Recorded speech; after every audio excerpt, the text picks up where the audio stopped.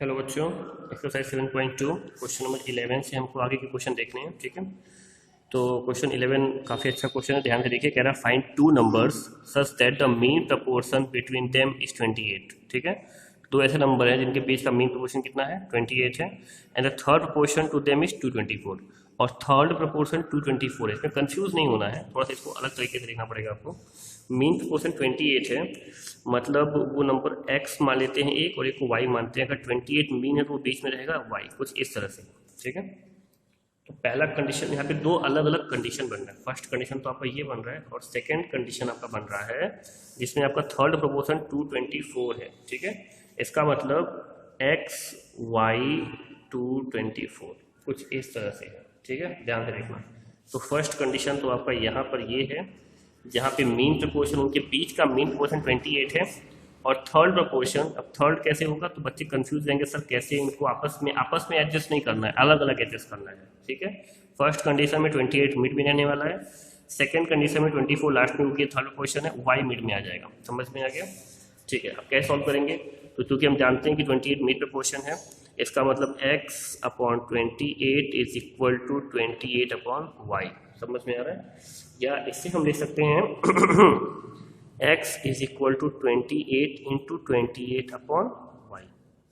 ठीक है, तो ये हमारा यहाँ पे x की वैल्यू मिल गई। ठीक है, अब इधर आते हैं, इसमें x upon y is equal to y upon 224, क्योंकि ये थर्ड प्रपोर्शन है तो y हमारा मीन हो जाएगा। ठीक है, तो अगर y मीन है तो इसका मतलब x अपॉन वाई और y अपॉन 224, तो ये हो जाएगा Y square is equal to x into 224। समझ में आ रहा है? समझ में आया आपको? तो y square is equal to x के प्लेस पे जो एक्स की वैल्यू है ना वो पुट कर देंगे। तो क्या है वैल्यू, तो ध्यान से देखो, एक्स की जो वैल्यू है वो है 28 into 28 sorry upon y is equal to 224। इस वाई को हम यहाँ पे सेंड करेंगे तो ये हो जाएगा y cube is equal to 28 into 28 into 224। समझ में आ रहा है आपको? ध्यान से देखो, तो ये हमारा y cube is equal to हो जाएगा 56 का क्यूब। ठीक है, इसको आप मल्टीप्लाई करेंगे, फिर आप क्यूब रूट निकालेंगे तो आपका ऐसे निकलेगा। तो y इज इक्वल टू हो जाएगा 56। ये समझ में आ गया? अब इसी y की वैल्यू को हम यहाँ इस वाले में अप्लाई कर देंगे। आप चाहो उसको इक्वेशन डाल सकते हो, इक्वेशन 1, यहाँ पे इक्वेशन 2, यहाँ पे इक्वेशन 3। अभी y की वैल्यू जो है उसको हम अप्लाई करेंगे इक्वेशन 1 में, तो y को 56 है, तो x is equal to 28 into 28 upon y के प्लेस है 56।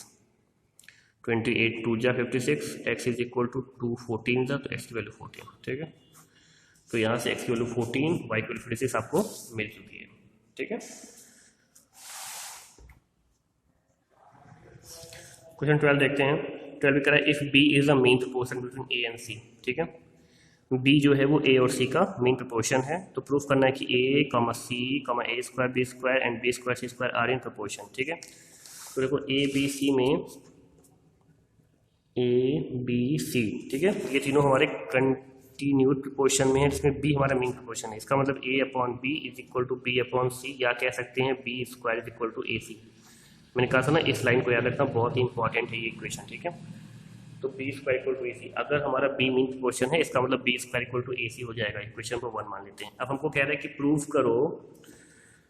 करो कि a, c, हमको यहाँ पे शो करना है a, c, a square plus b square और b square plus c square, ये हमारा किसमें है, प्रपोर्शन में है। ठीक है, तो प्रपोर्शन का मतलब क्या है, प्रपोर्शन में अगर होगा तो ये a अपॉन c, ये अपॉन ये is equal to a square plus b square upon b square plus c square होना चाहिए। मतलब हमको ये शो करना है, तो अगर हम LHS इक्वल टू RHS कर दें हमारा काम बन जाएगा। ठीक है, तो हम यहाँ पे RHS लेके चलते हैं, LHS कुछ है ही नहीं, RHS लेके चलते हैं। ठीक है, तो RHS में हमारा है a square plus b square upon b square plus c square. ठीक है, b स्क्वायर का वैल्यू कितना है, ac ना, यहाँ पे रखेंगे तो a square plus ac upon, यहाँ पे फिर से रखेंगे ac प्लस c स्क्वायर। समझ में आ रहा है? यहाँ से हम a कॉमन ले लेंगे तो ये हमारा हो जाएगा a प्लस c, और यहाँ से हम c कॉमन ले लेंगे तो ये हमारा हो जाएगा a प्लस सी। समझ में आ रहा है? तो a प्लस सी कट गया, तो ये हमारा हो गया a अपॉन सी, जो कि हमारा हो गया LHS। देखो यही तो प्रूफ करना था हम, यहाँ पे आ गया। ठीक है, इसका मतलब कि ये इसके इक्वल हो गया, इसका मतलब ये प्रोपोर्शन में है। ठीक है, तो क्वेश्चन नंबर 12 आपका यहाँ पे फिनिश होता है। क्वेश्चन 13 देखते हैं। अच्छा क्वेश्चन है, B is the mean proportion between A and C। ठीक है, बुक में बहुत थोड़ा दिख रहा है, आप अपनी बुक ओपन करके रखिएगा। B is the main proportion between A and C।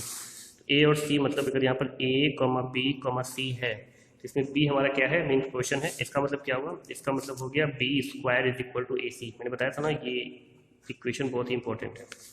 ठीक है, इसको इक्वेशन 1 मान लो, ऐसा होगा। अच्छा, फिर क्या, अगर ऐसा है तो प्रूफ करो कि AB प्लस BC जो है वो मेन प्रोपोर्शन होना चाहिए A square plus B square and B square plus C square का। मतलब हमको क्या शो करना है, हमको शो करना है कि AB plus BC main proportion होगा, AB plus BC main proportion होगा A square plus B square and B square plus C square का। इसका मतलब अगर देखो यहाँ पे B मीन प्रोपोर्शन था तो B का स्क्वायर किया, इनका मल्टीप्लाई कर लिया। समझ में आ रहा है? B को कहा था मीन प्रोपोर्शन, इसका मतलब B का स्क्वायर किया तो वो इक्वल हो गया इनके मल्टीप्लाई के। इसको बोल रहा है मीन प्रोपोर्शन, मतलब इसका भी स्क्वायर इन दोनों के मल्टीप्लाई के बराबर होगा कि नहीं? मतलब ऐसा हमको यहाँ पे प्रूफ करना है, ये हमको शो करके दिखाना है। ऐसा होगा कि नहीं वो तो बाद में देखेंगे, बट ऐसा ही होना चाहिए। ठीक है, तो ठीक है, करके देखते हैं कैसे करेंगे। यहाँ पे सबसे पहले हम LHS ले लेते हैं, दोनों लेके चलना पड़ेगा। LHS लेके चलते हैं। LHS में हमारा है AB प्लस BC का होल स्क्वायर। समझ में आ रहा है? तो क्या करेंगे, इसको करेंगे आप जानते हैं A प्लस B का होल स्क्वायर का फॉर्मूला होता है A square plus B square plus 2AB। जानते हैं ना, उसी चीज़ को यहाँ पे अप्लाई करेंगे।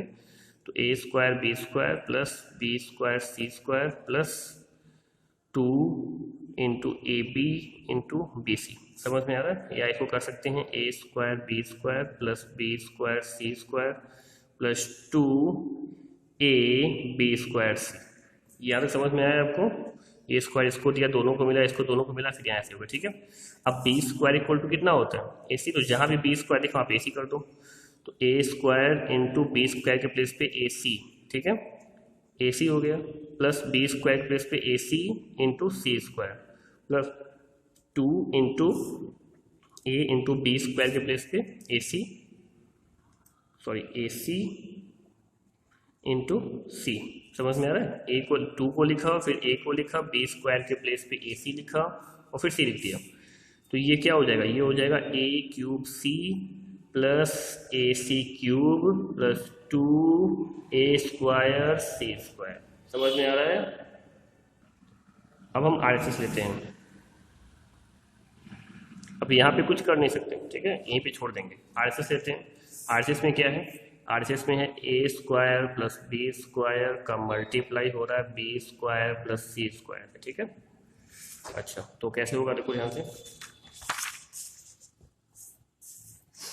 सबसे पहले तो मल्टीप्लाई कर देंगे, इसका मल्टीप्लाई इन दोनों में, फिर इसका भी इन दोनों में। तो A स्क्वायर का करेंगे B स्क्वायर से तो हो गया A स्क्वायर B स्क्वायर, फिर A स्क्वायर का C स्क्वायर से करेंगे तो हो जाएगा plus A square C square, plus B square का B स्क्वायर से करेंगे तो B पावर 4, और B स्क्वायर का C स्क्वायर से करेंगे तो B स्क्वायर C स्क्वायर। समझ में आ रहा है आपको?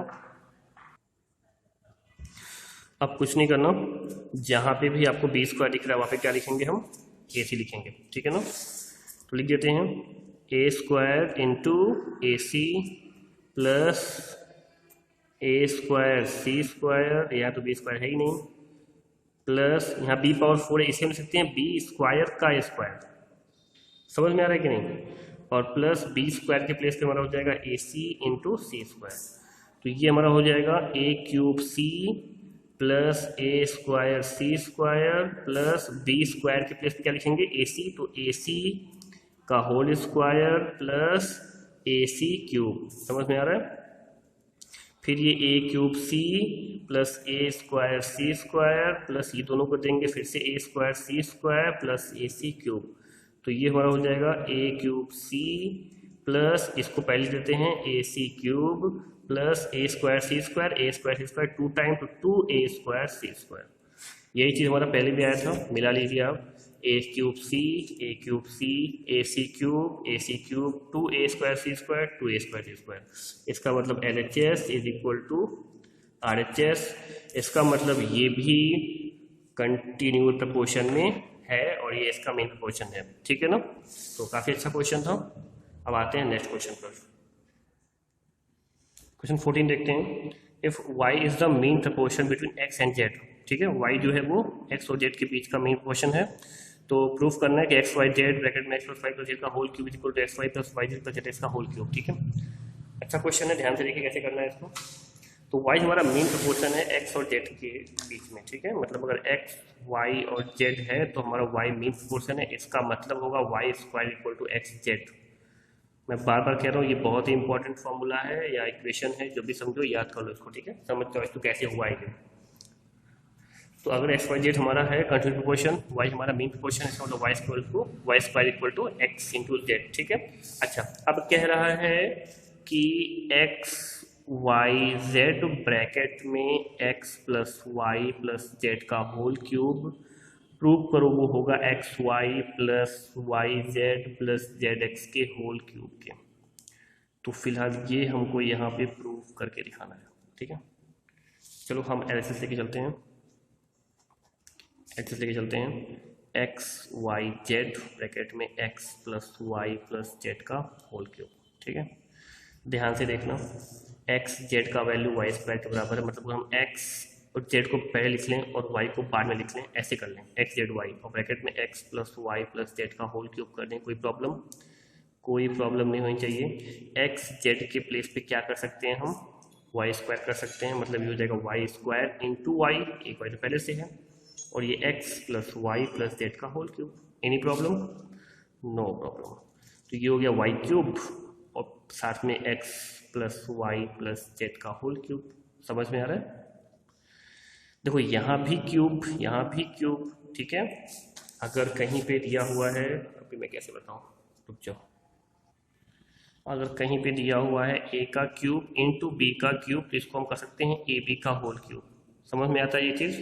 या a का स्क्वायर या b का स्क्वायर, तो a इंटू बी का होल स्क्वायर, या a के पावर n, b के पावर n, c के पावर n, तो a b c का होल पावर n। ये जानते हैं आप लोग ना, यही चीज़ हम यहाँ पे अप्लाई करने वाले हैं, ठीक है। कैसे? ध्यान से देखिए, यहाँ y पे क्यूब है और यहाँ x plus Y plus Z पे होल क्यूब है। इसका मतलब ये कर सकते हैं y into X plus Y plus Z पे पूरे पे होल क्यूब। समझ में आया? अब y का अंदर मल्टीप्लाई करेंगे तो कर देते हैं मल्टीप्लाई, y का मल्टीप्लाई x से करेंगे तो एक्स वाई, y का y से करेंगे तो वाई स्क्वायर, y का z से करेंगे तो वाई जेड का होल क्यूब, ठीक है।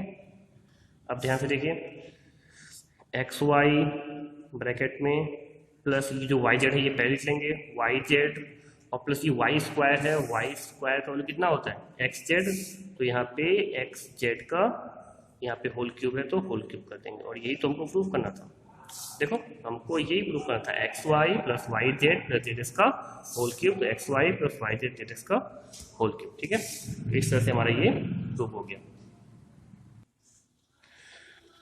अब यहाँ पे हम क्वेश्चन नंबर 15 देखते हैं, ठीक है। कह रहा है if a plus C is equal to M B and 1/b plus 1/d is equal to m/c, prove that a b c d proportion में है, ठीक है। तो अच्छा क्वेश्चन है, ध्यान से देखिए।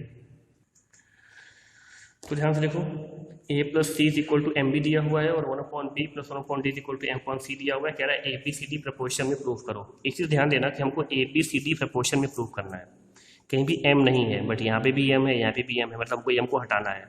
तो यहाँ से अगर हम m की वैल्यू फाइंड कर लें और यहाँ से m की वैल्यू फाइंड कर लें और दोनों m इक्वल करके m काट दें और इसका इक्वल और इसके इक्वल को आपस में इक्वल दिखा दें, तो हमारा काम आसान हो सकता है, ठीक है। तो पहले हम यहाँ से m की वैल्यू फाइंड करते हैं। तो a plus C is equal to M B दिया है, m b को नीचे भेजेंगे तो a plus C upon B is equal to m। b को दोनों को दे सकते हैं तो ये हो जाएगा a upon B plus C upon B is equal to M. समझ में आ गया? कुछ ऐसा करेंगे हम,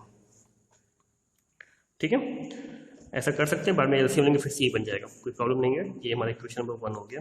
अब यहाँ पे आते हैं 1/b + 1/d is equal to m/c दिया हुआ है। सी को यहाँ भेजेंगे तो ये हो जाएगा 1/b + 1/d multiply C is equal to m। C यहाँ पे डिवाइड में जाके मल्टीप्लाई हमेशा ऊपर न्यूमरेटर से होता है, तो सी का इससे भी होगा इससे भी होगा। इससे जब होगा तो सी बन जाए सी, मतलब c/b हो जाएगा और c/d हो जाएगा इज इक्वल टू m। समझ में आ रहा है? ये हो गया इक्वेशन नंबर 2।